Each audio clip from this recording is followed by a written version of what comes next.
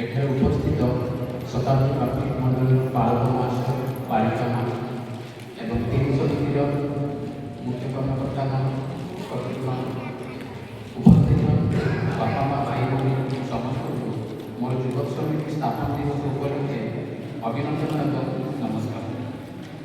ଉତ୍କଳ ବାପ୍ତିଷ୍ଟ ଖ୍ରୀଷ୍ଟୀୟ ଉଦ୍ୟୋଗ ସମିତି ସମ୍ମିଳନୀ ସ୍ଥାପନର ସଂକ୍ଷିପ୍ତ ବିବରଣୀ। ଖ୍ରୀଷ୍ଟୀୟ ଉଦ୍ୟୋଗ ସମିତି ସ୍ଥାପିତ ଖ୍ରୀଷ୍ଟଙ୍କ ନିମନ୍ତେ ମଣ୍ଡଳୀର ମୂଳମନ୍ତ୍ର ମୋଟକୁ ନେଇ 1881 ଫେବୃଆରୀ 2 ତାରିଖରେ ସିଇ ପ୍ରତିଷ୍ଠା କଲେ। ଏହାର ବାସ୍ତବ ଉପଯୋଗିତାକୁ ବିଶ୍ୱମଣ୍ଡଳୀ ଉପଲବ୍ଧ କରି ସାରା ବିଶ୍ୱ ସିଇକୁ ଗ୍ରହଣ କରି ମଣ୍ଡଳୀମାନଙ୍କରେ ସ୍ଥାନୀୟ ସିଇମାନ ଗଠିତ କରି ଜିଲ୍ଲା, ଅଞ୍ଚଳ, ପ୍ରଦେଶ, ରାଷ୍ଟ୍ର ଏପରିକି ବିଶ୍ୱସ୍ତରରେ ସିଇ ୟୁନିୟନମାନ ସଂଗଠିତ ହେଲା। ବର୍ତ୍ତମାନ 2010ର ସର୍ବେକ୍ଷଣ ପ୍ରକାରେ ପ୍ରାୟ 761ଟି ଖ୍ରୀଷ୍ଟୀୟ ଉଦ୍ୟୋଗ ସମିତି ସଂଗଠିତ ହୋଇ 35 ଉଦ୍ୟୋଗ ସଦସ୍ୟମାନେ ଶପଥ ଗ୍ରହଣ କରିଅଛନ୍ତି। ସିଇ ପ୍ରତିଷ୍ଠାର ମାତ୍ର 2 ବର୍ଷ ପରେ 1823ରେ ଆମ ଭାରତ ଦେଶରେ ଖ୍ରୀଷ୍ଟୀୟ ଉଦ୍ୟୋଗ ସମିତି ସଂଗଠିତ ହେବାର ପୁରାତନ ଇତିହାସର ପ୍ରମାଣ ମିଳେ। ଯଦିଓ ଆମ ଦେଶରେ 1896 ମସିହାରେ ସିଇ ପ୍ରତିଷ୍ଠାର କିଛି ଲିଖିତ ତଥ୍ୟ ରହିଛି, ତଥାପି 1950 ମସିହାରେ ବଲାଙ୍ଗୀର ମିଶନ କମ୍ପାଉଣ୍ଡରେ ବିଧିବଦ୍ଧ ଭାବେ ସିଇ ସ୍ଥାପିତ ହୋଇଥିଲା। 1982 ସୁଦ୍ଧା ବଙ୍ଗ, ବିହାର, ଓଡ଼ିଶାକୁ ଇଷ୍ଟର୍ଣ୍ଣ ସିଇ ୟୁନିୟନ ପୂର୍ବାଞ୍ଚଳ ଉଦ୍ୟୋଗ ସମ୍ମିଳନୀ ପ୍ରତିଷ୍ଠା ହୋଇଥିଲା, ଯାହାର ନେତୃତ୍ୱ ନେଇଥିଲେ ବିଶପ ଲିଙ୍ଗରାଜ ତାଣ୍ଡି ଓ ଆଚାର୍ଯ୍ୟ ବିଜୟ କୁମାର ପ୍ରମାଣିକ। ଆମ ଉତ୍କଳ ବାପ୍ତିଷ୍ଟ ମଣ୍ଡଳୀ ସମ୍ମିଳନୀର ସଂକ୍ଷିପ୍ତ ଇତିହାସ। 1922 ମସିହା ଫେବୃଆରୀ 19 ତାରିଖରେ ଯେତେବେଳେ ଆମ ସମ୍ମିଳନୀ ଗଠିତ ହେଲା, ସେତେବେଳେ ସର୍ବପ୍ରଥମ ଏହାର ନାମ ଥିଲା ପାରଳାଖେମୁଣ୍ଡି ମାଳ ଖ୍ରୀଷ୍ଟୀୟ ମଣ୍ଡଳୀ ସମ୍ମିଳନୀ।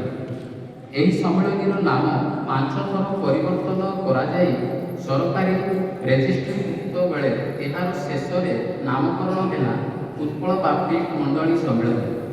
ପ୍ରତ୍ୟେକ ମଣ୍ଡଳୀ ସମାଜ ଉପାସନା ପରିଚାଳନା ପାଇଁ ସଣ୍ଡେ ସ୍କୁଲ ସମିତି, ମହିଳା ସମିତି ଓ ଯୁବକ ସମିତି ନାମରେ 3 ଗୋଟି ଶାଖା ସମିତିମାନ ଗଠିତ ହେଲା ଏବଂ ସମିତିମାନଙ୍କୁ ସ୍ୱତନ୍ତ୍ର ଉପାସନା ପରିଚାଳନା କରିବା ପାଇଁ ସୁଯୋଗ ଦିଆଗଲା। ଆମ ଏହି ଯୁବକ ସମିତିକୁ ୟୁଥ୍ ସୋସାଇଟି ବୋଲି କୁହାଗଲା।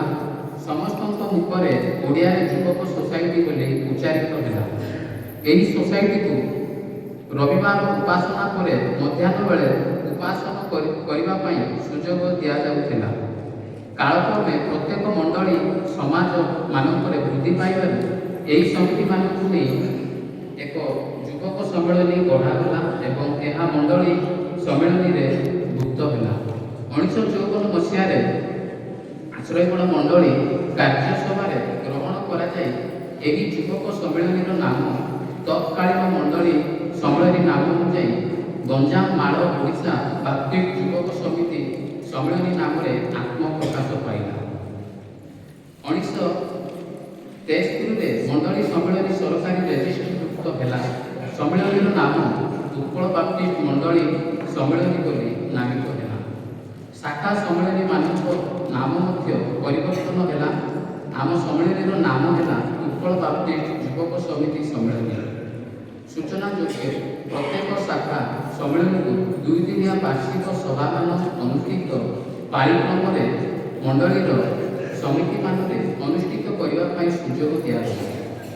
ମଣ୍ଡଳୀ ସମ୍ମିଳନୀର ବାର୍ଷିକ ସଭାମାନଙ୍କରେ ଏକ ଓଳି ଶାଖା ସମ୍ମିଳନୀମାନଙ୍କୁ ପରିଚାଳନା କରିବା ସୁଯୋଗ ଦିଆଯାଉଥିଲା। ପରବର୍ତ୍ତୀ ମୁହୂର୍ତ୍ତରେ ଆମ ସମ୍ମିଳନୀକୁ ଏଥିରୁ ବଞ୍ଚିତ କରାଗଲା। ପୁଣି ଆମ ଯୁବକ ସମ୍ମିଳନୀର ବାର୍ଷିକ ସଭାମାନଙ୍କରେ ରାଲି ନାମକ ଏକ ଚିତ୍ତାକର୍ଷକ ସଙ୍ଗୀତ ପ୍ରତିଯୋଗିତା ଅନୁଷ୍ଠିତ ହେଉଥିଲା, କିନ୍ତୁ କେତେକ ଅନିବାର୍ଯ୍ୟ କାରଣ ଯୋଗୁଁ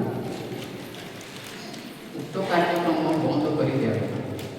1973 ଅବଧି ଆମ ଏହି ଯୁବକ ସମ୍ମିଳନୀ 1999 ପର୍ଯ୍ୟନ୍ତ ଉତ୍କଳ ବାପ୍ତିଷ୍ଟ ଯୁବକ ସମ୍ମିଳନୀ ନାମରେ ପରିଚାଳିତ ହୋଇ ଆସୁଥିଲା।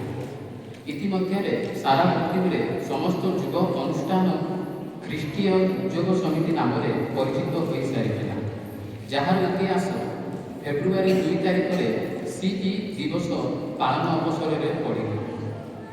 ଓଡ଼ିଆ ଖ୍ରୀଷ୍ଟୀୟ ଉଦ୍ୟୋଗ ସମ୍ମିଳନୀର କର୍ମକର୍ତ୍ତାମାନେ ଯଥା ବିଶପ ଲିଙ୍ଗରାଜ ତାଣ୍ଡି, ସୁରେନ୍ଦ୍ର ସାହୁ, ପରମାନନ୍ଦ ସାମଲ ପ୍ରମୁଖ ସିର ଉପଯୋଗିତା ସମ୍ବନ୍ଧରେ 4/9/1988ରେ ମଣ୍ଡଳୀ ସମ୍ମିଳନୀ ଓ ଯୁବକ ସମ୍ମିଳନୀ କର୍ତ୍ତୃପକ୍ଷମାନଙ୍କ ସହ କଥାବାର୍ତ୍ତା କରିଥିଲେ।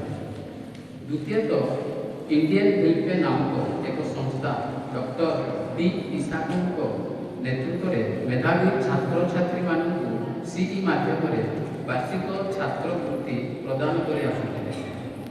ଏହି ବୃତ୍ତି ପ୍ରଦାନ କାରଣ ଯୋଗୁଁ 12/2/1990 ତାରିଖରେ ନିର୍ଦ୍ଧାରଣ କରାଯାଇ ଖ୍ରୀଷ୍ଟୀୟ ଉଦ୍ୟୋଗ ସମିତି ସମ୍ମିଳନୀ ନାମରେ ପରିଚାଳିତ ହୋଇ ଆସୁଅଛି।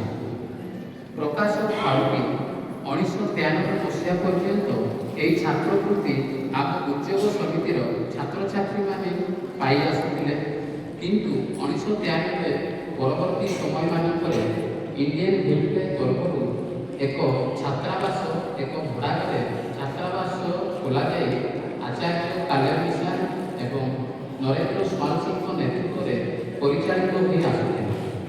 ଏହାର ସବିଶେଷ ବିବରଣୀ ଆମ ସିଇ ୟୁନିୟନର ସ୍ମରଣିକା ପୁସ୍ତିକାରେ ଲିପିବଦ୍ଧ କରାଯାଇଛି। କିଛି ବର୍ଷ ପରେ କେତେକ ଅନିବାର୍ଯ୍ୟ କାରଣ ଯୋଗୁଁ ଏହି ଛାତ୍ରାବାସ ବନ୍ଦ କରାଗଲା। ସେ ଯାହାକୁ ପ୍ରଭୁଙ୍କ ଅଶେଷ କୃପାରୁ ନାନା ଘାତ ପ୍ରତିଘାତ ମଧ୍ୟରେ ଏହି ଉତ୍କଳ ବାପ୍ଟିଷ୍ଟ ଖ୍ରୀଷ୍ଟୀୟ ଉଦ୍ୟୋଗ ସମିତି ସମ୍ମିଳନୀ ଏପର୍ଯ୍ୟନ୍ତ ନିଜସ୍ୱ ସ୍ୱତନ୍ତ୍ରତା ବଜାୟ ରଖି ପ୍ରଭୁଙ୍କ ସେବା କରି ଆସୁଅଛି। ପ୍ରଥମତଃ 1954 ମସିହା ଠାରୁ 2 ଦିନିଆ ବାର୍ଷିକ ସଭା ପାଳିକ୍ରମେ ମଣ୍ଡଳୀମାନଙ୍କରେ ଅନୁଷ୍ଠିତ କରି ଆସୁଅଛି। ଦ୍ୱିତୀୟତଃ ବର୍ଷ ମଧ୍ୟରେ ଥରେ 2 ଥର ବାଇବେଲ ଶିକ୍ଷା ଶିବିରମାନ ଅନୁଷ୍ଠିତ କରିବା ପାଇଁ ସକ୍ଷମ ହୋଇପାରିଛି। ତୃତୀୟତଃ ବାର୍ଷିକ ସଭାରେ ପୁଣି ବିଭିନ୍ନ ସମୟରେ ବାଇବେଲ କୁଇଜ ପ୍ରତିଯୋଗିତାମାନ କରି ଯୁବକ ଯୁବତୀମାନଙ୍କୁ ନେଇ ଶାସ୍ତ୍ରୀୟ ଜ୍ଞାନ ବୃଦ୍ଧି କରାଯାଉଛି। ମଧ୍ୟ କୃତି ପ୍ରତିଯୋଗୀମାନଙ୍କୁ ପ୍ରମାଣପତ୍ର ପୁରସ୍କାରମାନ ପ୍ରଦାନ କରୁଅଛି। ଚତୁର୍ଥତଃ ପ୍ରତିବର୍ଷ ଏକ ବୈଜ୍ଞାନିକ ପ୍ରଚାରକ ନିଯୁକ୍ତି କରି ସୁସମାଚାର ପ୍ରଚାର କାର୍ଯ୍ୟ କରାଯାଉଅଛି।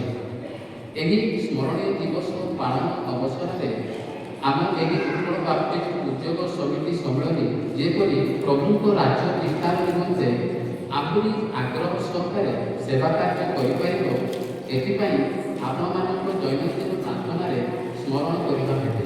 ଉତ୍କଳ ବାପ୍ଟିଷ୍ଟ ଉଦ୍ୟୋଗ ସମିତି ସମ୍ମିଳନୀ ଖରଡ଼ା।